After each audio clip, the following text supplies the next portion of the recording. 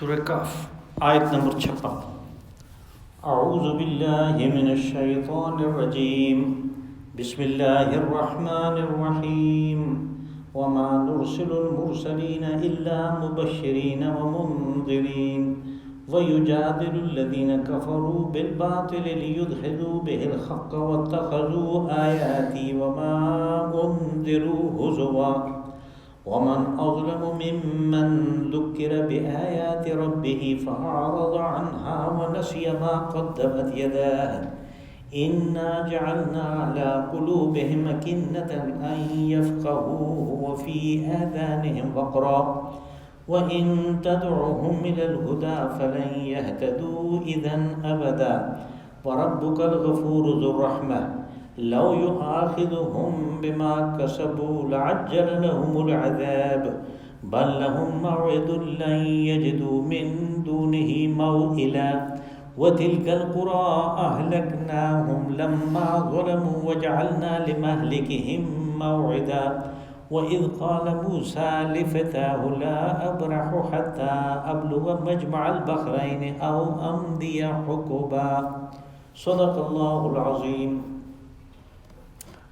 وما نرسل المرسلین الا مبشرین ومنذرین، اور ہم نے جو بھی رسول بھیجے وہ اس غرض سے کہ نیکوکار لوگوں کو ایک اچھے مستقبل کی خبر دیں اور بدکاروں کو آگاہ کریں اس منظر سے جو سامنے آنے والا ہے۔ وَيُجَادِلُ الَّذِينَ كَفَرُوا بِالْبَاطِلِ لِيُدْحِضُوا بِهِ الْحَقَّ وَاتَّخَذُوا آيَاتِي وَمَا أُنذِرُوا هُزُوًا، اور وہ لوگ جنہوں نے کفر کیا وہ بحث مباحثہ کرتے ہیں، جھگڑا کرتے ہیں باطل کی مدد سے تاکہ حق کو مغلوب کریں، اس کو شکست دیں، اور ان کا نشان یہ ہے کہ وَاتَّخَذُوا آيَاتِي وَمَا أُنذِرُوا هُزُوًا، کہ میری آیات اور اس چیز کا جس سے ان کو ڈرایا جا رہا ہے اس کا مذاق اڑاتے ہیں۔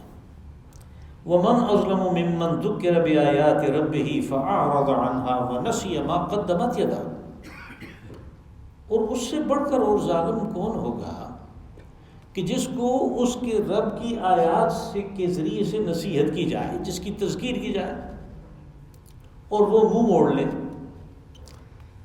اور اپنے کرتوتوں کو بھول جائے۔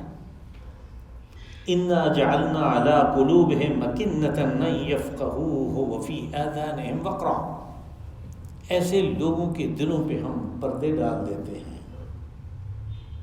ان کو سمجھ نہیں آتی، اور ان کے کانوں میں بھی ہم سکل ڈال دیتے ہیں، ان کو آواز نہیں آتی، حق کی آواز نہیں پہنچتی۔ وَإِن تَدْعُوهُمْ إِلَى الْهُدَىٰ فَلَن يَهْتَدُوا إِذًا أَبَدًا، نتیجہ اس کا یہ نکلتا ہے کہ آپ جب بھی ان کو بلائیں کسی سیدھی راہ کی طرف تو وہ ہرگز اس پہ آنے کے لیے تیار نہیں ہوتے۔ وَرَبُّكَ الْغَفُورُ ذُو الرَّحْمَةِ، اور آپ کا رب بخشنے والا بھی ہے اور بڑی رحمت کرنے والا ہے۔ لَوْ يُؤَاخِذُهُمْ بِمَا كَسَبُوا لَعَجَّلَ لَهُمُ الْعَذَابَ، اگر وہ لوگوں کو ان کی کرتوتوں کی پاداش میں فوری پکڑنا شروع کر دیتا تو جس عذاب کا یہ مطالبہ کر رہے ہیں وہ تو فوری آ جاتا۔ بل لهم موعد لن يجدوا من دونه موئلا، بلکہ حقیقت یہ ہے کہ ان کے لیے ایک وقت مقرر ہے، ہر کام کے لیے ایک وقت مقرر ہے، اور پھر وہ وقت جب آئے تو پھر اللہ کے علاوہ کوئی اور پناہ کی جگہ نہیں ہوتی۔ وَتِلْكَ الْقُرَىٰ أَهْلَكْنَاهُمْ لَمَّا ظَلَمُوا، اور پھر تاریخ بھی اسی چیز کے اوپر شاہد ہے کہ بستیوں والوں کی جو ہلاکت ہوئی تو ظلم کی پاداش میں ہوئی۔ وَجَعَلْنَا لِمَهْلِكِهِمْ مَوْعِدًا، لیکن فوری نہیں ہوئی، ہم نے ان کی ہلاکت کے لیے ایک وقت مقرر کر رکھا تھا۔ وَإِذْ قَالَ مُوسَىٰ لِفَتَاهُ لَا أَبْرَحُ حَتَّىٰ أَبْلُغَ مَجْمَعَ الْبَحْرَيْنِ أَوْ أَمْضِيَ حُقُبًا، اور وہ وقت یاد کرنے کے قابل ہے کہ جب موسیٰ علیہ السلام نے اپنے شاگرد سے کہا کہ میں چلتا ہی رہوں گا یہاں تک کہ مجمع البحرین میں پہنچ جاؤں، جہاں پہ سنگم ہے دو پانیوں کا آپس میں، وہاں پہنچ جاؤں۔ یا سال ہر سال چلتا رہا۔ یہ ہمارے پچھلے درس سے منسلک بات ہے کہ رسولوں سے اس قسم کے مطالبات کرنا کہ جس مقصد کے لیے وہ بھیجے نہیں گئے، جو اختیار ان کو کے پاس نہیں ہے، یہ ایک بالکل فضول بات ہے۔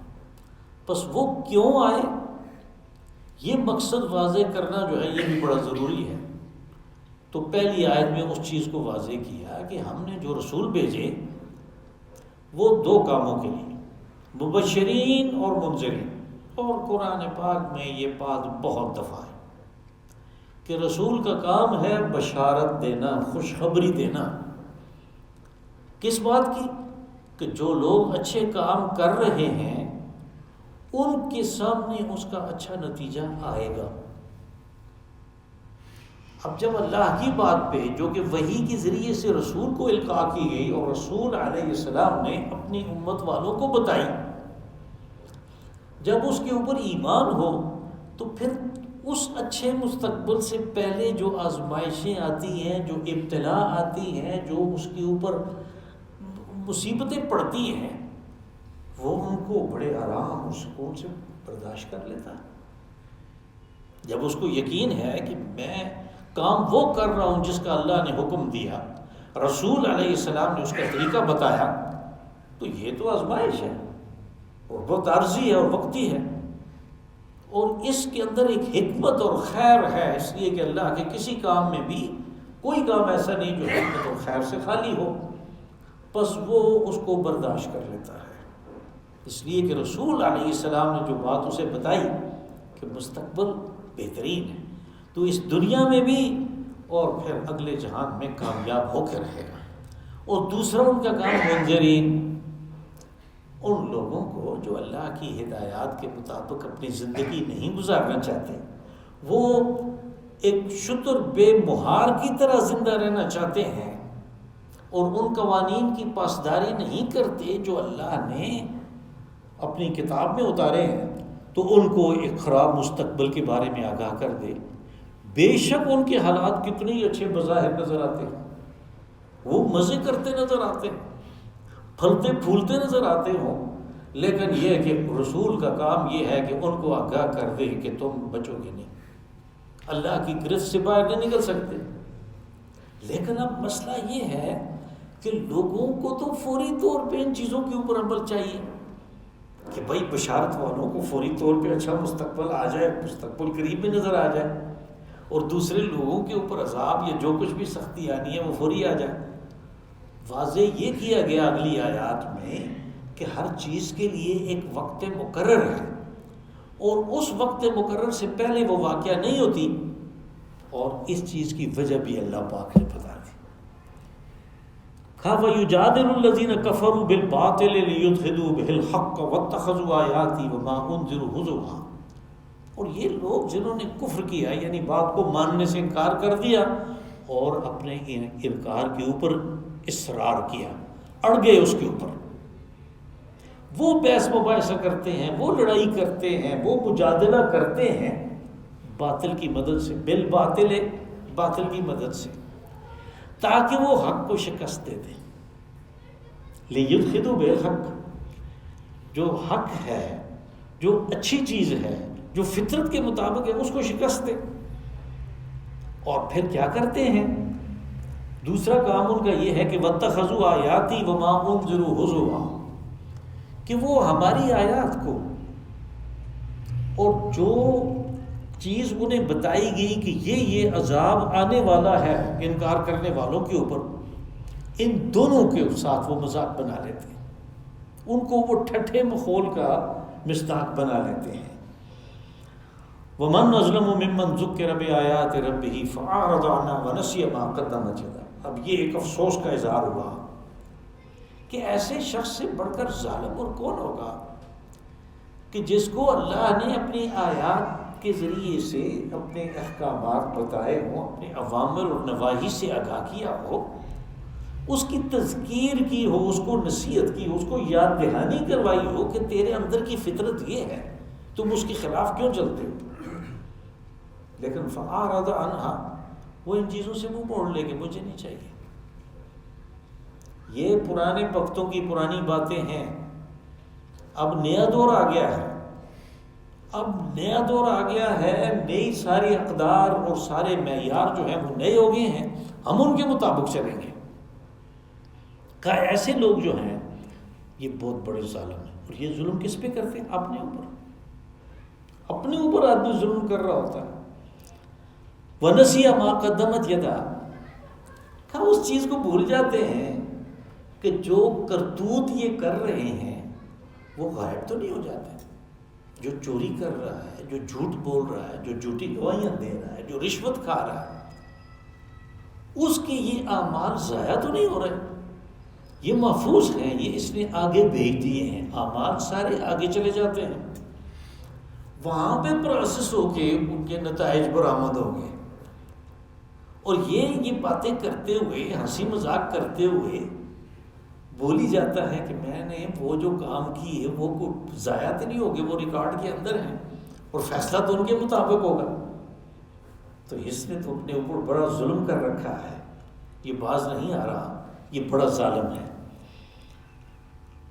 انا جعلنا علی قلوبہم اکنۃ ان یفقہوہ وفی آذانہم وقرا، کہ ایسے لوگ جو اس قسم کے ٹھٹھے مخول کرتے ہیں اور اللہ کی آیات کو ہنسی مذاق بنا لیتے ہیں، کہ پھر ہم ان کو دنیا میں ایک بہت بڑی سزا دیتے ہیں. اور وہ بڑی سزا یہ ہے کہ ان کے دل کے اوپر پردے پڑ جاتے ہیں، غلاف پڑ جاتے ہیں. اکنہ کنانہ کی جمع ہے. کنانہ اس جیسے کلی کو کنانہ کہتے ہیں. فی کتاب مکنون لوح محفوظ کے لیے استعمال ہوا. وہ چھپی ہوئی کتاب جو ہے، تو چھپا ہوا جو رجسٹر ہے، قرآن بھی کہا اس کے اندر سے آیا ہے. اور اسی طرح جو جس چیز کے اوپر بھی غلاف چڑھا ہوا ہو اس کو مکنون کہتے ہیں. یہاں پہ اکنہ جمع کے طور پہ استعمال ہوا دلوں کے لیے. اور دل جو ہے یہ انسان کے جذبات کا ایک آماج گاہ ہے، وہاں پہ اس کے سارے جذبات اور عقائد ہیں. کہاں اس کے اوپر یہ بڑی سزا اس کو دی جاتی ہے کہ نتیجے کے طور پہ اس کو اللہ کی کسی بات کی سمجھ ہی نہیں آتی. وہ سمجھ آئے تو پھر کچھ سیدھا ہو. یہ سزا کے طور پہ ہے. ان یفقہوہ، یہ اس لیے غلاف چاہے جاتے ہیں کہ وہ سمجھ نہ سکیں. وفی آذانہم وقرا، تو کیا ان کے کانوں میں بھی ہم ڈانٹ دے دیتے ہیں. ان کو پھر وہ حق جو ہے وہ سنائی نہیں دیتا. کہنے والے کہہ رہے ہیں، او اتنے بڑے بڑے لاؤڈ سپیکروں کے اوپر اذانیں دے رہے ہیں، وہ کہہ رہے ہیں حی علی الصلاح حی علی الفلاح، نماز کی طرف آؤ کہ فلاح اس میں ہے. کانوں میں ڈانٹ آئی ہوئی ہے، سنی انسنی کر دیتے ہیں. وہ یہاں پہ محذوف اس لیے ہے کہ عربی زبان کا یہ اسلوب ہے کہ ان یفقہوہ دل کے ساتھ کہا تھا، یہاں پہ ان یسمعوہ کو حذف کر دیا کہ اس کی وجہ سے یہ بالکل واضح ہے، وہ ان کو سنائی نہیں دیتا.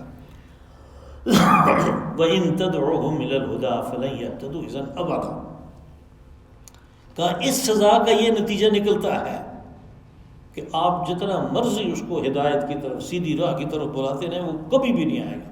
اذن ابدا، وہ کبھی بھی نہیں آئے گا، اس لیے کہ غلاف ہے دل کے اوپر، کانوں میں ڈانٹ آئی ہوئی ہے. اب یہ جو چیز ہے، یعنی اس کو آنکھوں کے ذریعے سے قرآن پاک نے دوسری جگہ سورہ حج میں واضح کیا کہ انہا لا تعمل الابصار ولکن تعمل القلوب التی فی الصدور، کہ ان کی آنکھیں اندھی نہیں ہیں. یعنی ہم کہتے ہیں کہ وہ اندھا ہو گیا ہے، لیکن وہ اندھا اس لحاظ سے ہو گیا ہے کہ اس کو حق نظر نہیں آتا، وہ صرف ظاہر کو دیکھتا ہے، اس کے پیچھے جو پردے کے پیچھے کار فرما قوتیں ہیں وہ اس کو نظر نہیں آتی.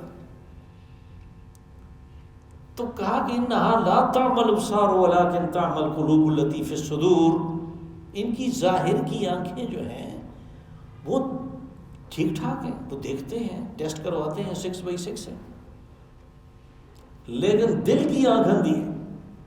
تعمل قلوب التی فی الصدور، جو سینے میں آنکھ ہے، جو باطن کو دیکھتی ہے، جو پردے کے پیچھے دیکھتی ہے، جو سامنے کام ہوتا ہے اس کے پیچھے وہ دیکھتی ہے،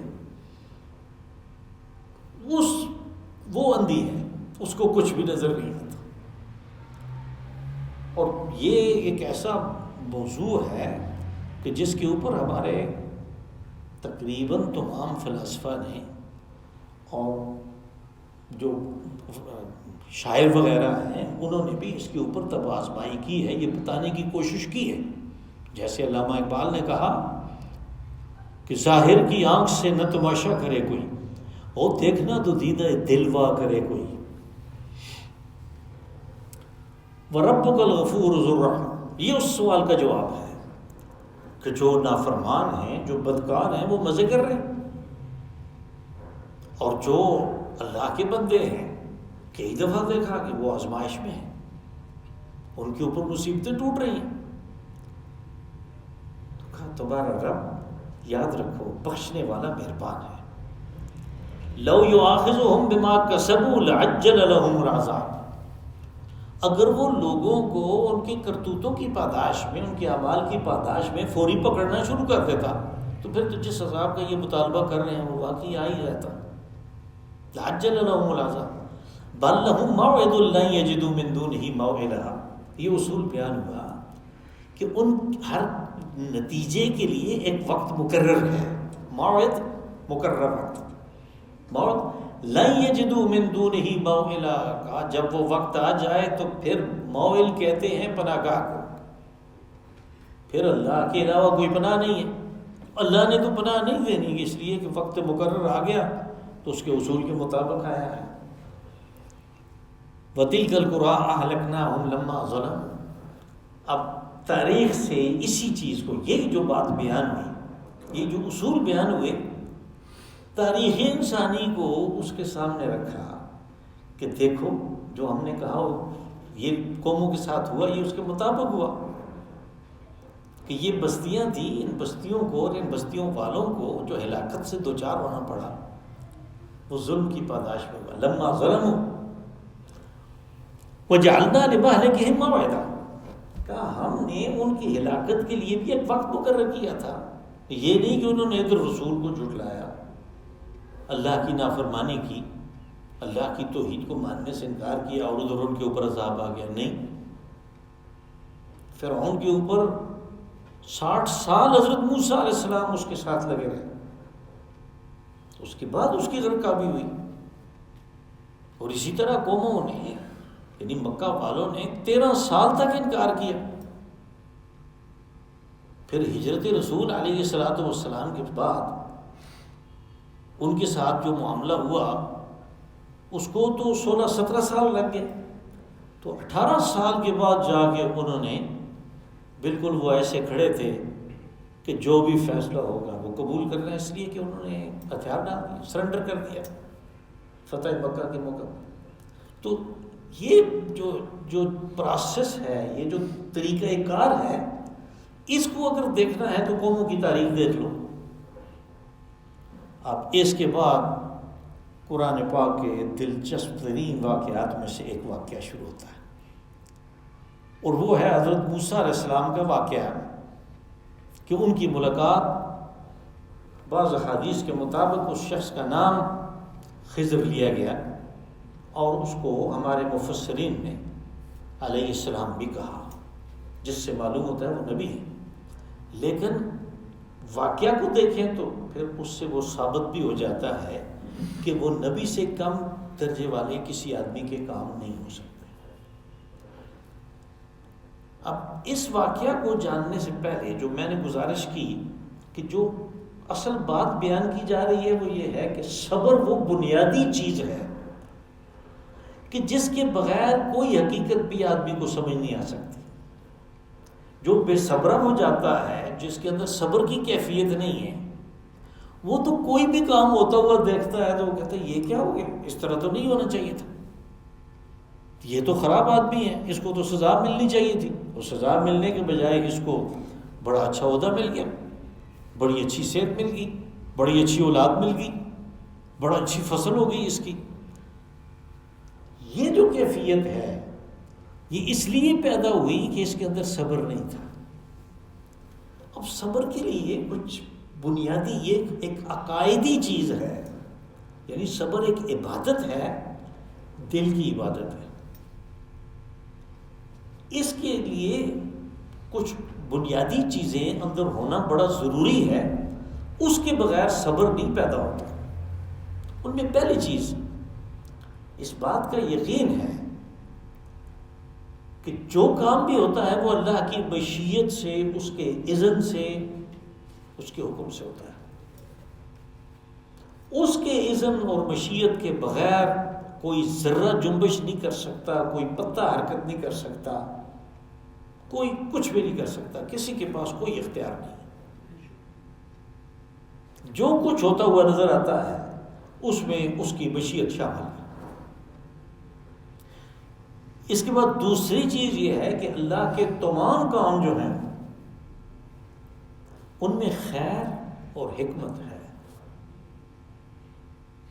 یہ کبھی ہو ہی نہیں سکتا کہ اللہ کا کوئی کام ہو اور اس کے اندر حکمت نہ ہو. وہ تو کہتا ہے الحکیم جل جلالہ، اور وہ صفات بھی ایسی کہ جو ازلی ہیں اور بے کران ہیں اور ابدی ہیں. تو انہی میں سے ایک یہ صفت حکمت بھی ہے کہ اس کا کام خیر پر مبنی ہوتا ہے اور اس کے اندر حکمت ہوتی ہے. اب جب ان باتوں کا پتہ چل گیا تو پھر صبر کی کیفیت پیدا ہو جاتی ہے. اب یہ حضرت موسیٰ علیہ السلام کو، یعنی یہ واقعہ کب پیش آیا؟ قرآن پاک میں یا احادیث رسول صلی اللہ علیہ وسلم میں یہ واقعہ ہے، لیکن اس کا زمانے کا تعین نہیں. اور پھر ہمیں یہ بھی پتہ چلتا ہے کہ تورات میں یہ واقعہ نہیں ہے، تلمود میں ہے، لیکن تلمود والوں نے اس کو کسی اور موسیٰ سے منسوب کر لیا کہ یہ وہ موسیٰ نہیں ہے، موسیٰ بن عمران نہیں علیہ السلام، بلکہ کوئی اور موسیٰ ہے جو بعد میں آیا ہے. یہ بات نہیں ہے، یہ حضرت موسیٰ علیہ السلام کی زندگی کا واقعہ ہے. لیکن اگر اس کو دیکھیں تو ایسے نظر آتا ہے کہ اس میں حضرت موسیٰ علیہ السلام کی بھی اسی صبر کے لیے تربیت ہو رہی ہے. اس لیے کہ ان کا سابقہ ایک ایسی قوم سے پیش آیا، ایک ایسی قوم کو منظم کرنے کے لیے ان کو رسول بنایا گیا کہ جو انتہائی بودی اور غلامانہ خو کی ہو. وہ کوئی منظم نہیں تھی، کوئی تنظیم نہیں تھی، بس وہ غلاموں کی ایک بھیڑ تھی. ان کو منظم کر کے قوم بنانے کا کام تھا. اور پھر وہ بھی اس شخص کے چنگل سے نجات کا کام کرنا تھا انہوں نے کہ جو انتہائی جابر اور ظالم تھا. ان فرعون علا فی الارض، فرعون نے تو زمین میں اپنے آپ کو انسانوں سے ایک بلند شخصیت قرار دے گی. اعلیٰ ہم کہتے ہیں اوپر. اب یہ کام جو ہے یہ کرنے کے لیے، ان کو پائے تکمیل تک پہنچانے کے لیے جس صبر کی ضرورت تھی وہ صبر حضرت موسیٰ علیہ السلام میں پیدا کرنے کے لیے ان کو یہ سفر کرایا گیا تربیت کے لیے. اس کا ایسے نظر آتا ہے کہ جیسے مقصود تربیت ہے. ہمیں احادیث رسول صلی اللہ علیہ وسلم میں اس واقعہ کے بارے میں ایک چیز یہ بھی ملتی ہے کہ کسی وقت حضرت موسیٰ علیہ السلام نے یہ کہہ دیا کہ اس وقت مجھ سے بڑھ کر عالم کوئی نہیں ہے. تو پھر اللہ نے ان کو ایک ایسے شخص سے ملایا کہ جن کو اپنی طرف سے ایک اور خاص علم دیا تھا. اگر حضرت موسیٰ علیہ السلام نے یہ بات کہی تو یہ اس صبر کی کیفیت کی کمی کی وجہ سے، پس تربیت ضروری ہو گئی. ورنہ ہمارے عقائد میں یہ بات شامل ہے کہ رسول اور نبی کی موجودگی میں کوئی شخص اس سے بڑھ کر عالم نہیں ہوتا، اس لیے کہ اس کا علم وحی پر مبنی ہوتا ہے، اس کا رابطہ اللہ سے ہے، تو اس کا علم سب سے راسخ اور سب سے پکا ہوتا ہے۔ اب یہ واقعہ جو ہے ان خطوط پر جب ہم پڑھیں گے کہ یہ مقصود و مطلوب ہے، تو پھر اس کی صحیح سوجھ بوجھ بھی ہمیں آ جائے گی، اور اس کے اندر سے جو اسباق ہیں، جو نتائج نکلنے چاہیے، وہ بھی ہم نکال لیں گے۔ حضرت موسیٰ علیہ السلام کا یہ واقعہ شروع کرتے ہوئے اللہ پاک نے فرمایا کہ وَإِذْ قَالَ مُوسَىٰ لِفَتَاهُ لَا أَبْرَحُ حَتَّىٰ أَبْلُغَ مَجْمَعَ الْبَحْرَيْنِ وَأَمْضِيَ حُقُبًا، کہ وہ وقت یاد کرنے کے قابل ہے جب حضرت موسیٰ علیہ السلام نے، میں نے اس کا ترجمہ شاگرد کیا، فتح اصل میں تو استعمال ہوتا ہے نوجوان کے لیے، لیکن وہ بھی، اس کو بھی تربیت کی ضرورت ہے، یعنی ساتھ جو رکھا تو اس کو بھی تربیت کی ضرورت ہے۔ اور واقعات سے، روایات سے یہ چیز ثابت ہوتی ہے کہ یہ حضرت یوشع بن نون تھے۔ یہ وہ شخص ہیں کہ جو حضرت موسیٰ علیہ السلام کے انتقال کے بعد ان کے جانشین ہوئے، اور پھر بنی اسرائیل جو کہ کسی درجے میں منظم ہو چکے تھے لیکن سزا کاٹ رہے تھے، طیہ میں، صحرائے سینا میں سزا کاٹ رہے تھے اس بات کی کہ انہوں نے آگے بڑھ کے حملہ کرنے سے انکار کر دیا، کہا کہ جاؤ موسیٰ تم اور تمہارا خدا جا کے جنگ کرو، ہم نہیں لڑتے اس قوم سے، یہ جبارین ہیں، یہ بہت تکڑے ہیں، ہم ان سے نہیں لڑتے۔ اس بات کی انہیں 40 سال کے لیے سزا دی گئی، اور پھر وہ وہاں پہ حضرت موسیٰ علیہ السلام اور حضرت ہارون علیہ السلام کا انتقال ہو گیا، تو ان کی جانشینی، ان کے نائب یوشع بن نون ہیں۔ یہ یوشع بن نون ہیں کہ جنہوں نے وہ کام جاری رکھا اور آگے بڑھ کے حملہ بھی کیا، اور فلسطین کے پہلے شہر عریخہ پہ قبضہ کر کے بنی اسرائیل کی سلطنت کی بنیاد رکھی۔ ان کا مرتبہ و مقام حضرت موسیٰ علیہ السلام کے ساتھ وہی ہے جو حضرت ابو بکر صدیق رضی اللہ عنہ کا رسول اللہ صلی اللہ علیہ وسلم کے ساتھ ہے۔ تو ان کو قرآن حکیم نے کہا کہ فتح، یعنی ایک نوجوان ان کے ساتھ تھا، اس کو کہا کہ لا ابرح حتی ابلغ مجمع البحرین وامضی حقبا، کہ میں جب تک کہ 2 پانیوں کے سنگم تک نہ پہنچ جاؤں میں اپنا سفر جاری رکھوں گا۔ اب زمانے کا تعین اگر ہم کرنا چاہیں تو یہ زمانہ واقعات جو ہیں وہ بنتا ہے حضرت موسیٰ علیہ السلام کے نبوت کے 5-10 سال بعد یہ واقعہ ہوا ہوگا۔ یہ اس وقت ہے کہ جب حضرت یوشع بن نون بھی، جو کہ بنی اسرائیل نہیں ہیں، وہ بھی ان پہ ایمان لا چکے تھے اور ان کے ساتھی تھے، پکے ساتھی تھے۔ تو اس وقت کا یہ واقعہ ہے۔ اب مجمع البحرین کیا ہے؟ 2 دریاؤں کا، 2 پانیوں کا سنگم جو ہے اس کو مجمع البحرین کہتے ہیں۔ جب ہم جغرافیہ کو دیکھیں، اس جگہ کے، یعنی اٹلس کو، نقشے کو دیکھیں اس علاقے کے، تو پھر ایک ہی ایسی جگہ ہے کہ جہاں پہ 2 پانی آ کے ملتے ہیں، اور وہ ہے موجودہ شہر خرطوم۔ یہ خرطوم جو ہے عربی زبان میں خرطوم کہتے ہیں وہ ہاتھی کی سونڈ کو، اس کی سونڈ کے مشابہت سے اس شہر کا نام خرطوم رکھا۔ اس خرطوم کے ایک طرف دریا آتا ہے، اس کو کہتے ہیں نیل الارزق، بلو نائل، اور دوسری طرف سے آتا ہے نیل الابیض، عرب اس کو کہتے ہیں، اور اس کو ہم کہہ سکتے ہیں وائٹ نائل۔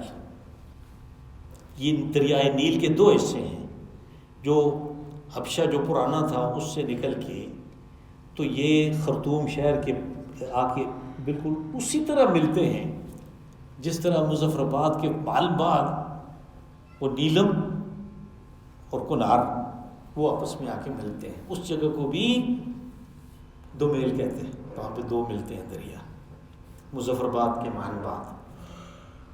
تو بظاہر وہ جگہ نظر آتی ہے کہ حضرت موسیٰ علیہ السلام کو وحی کے ذریعے سے جو حکم ہوا کہ وہاں پہ جاؤ، ہے تو کافی دور، لیکن ہم دیکھتے ہیں کہ حضرت موسیٰ علیہ السلام اس سے پہلے بھی ایک سفر کر چکے تھے اور وہ مدین کا تھا. تو جب وہ نقشہ دیکھیں تو حضرت موسیٰ علیہ السلام جہاں سے مدین گئے تھے اس کی نسبت یہ قریب ہے، یہ جگہ قریب ہے. اگر قاہرہ اگر ان کا مرکز لکھ لے تو پھر خرطوم قریب ہے اور وہ عقبہ کا علاقہ جو ہے وہ کافی دور ہے. خلیج عقبہ جو ہے اس کے آخر میں وہ دور ہے.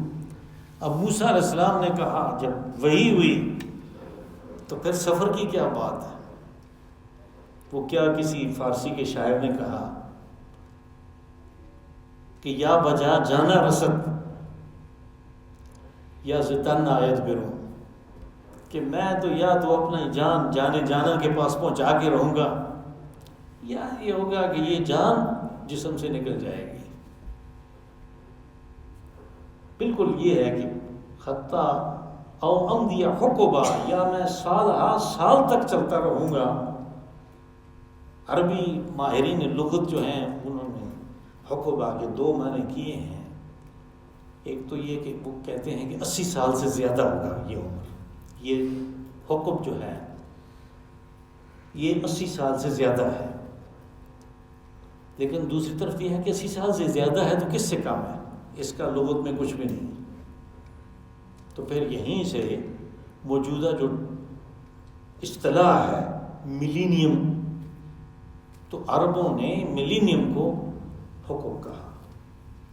تو اس کا وہ آگے لعابسین فی احقابا، یعنی دوزخ والوں کے بارے میں حقب کی جمع استعمال ہوئی احقابا، اس میں وہ کئی ملینیم پڑے رہیں گے، ہزارہ سال تک پڑے رہیں گے. تو یہ واقعہ یہاں سے شروع ہوتا ہے. ہم انشاءاللہ اگلے 2 دروس میں اس کو مکمل کریں گے. اللہم صلی وسلم وبارک وانعم علی عبدک ورسولک ونبیک محمد صاحب المقام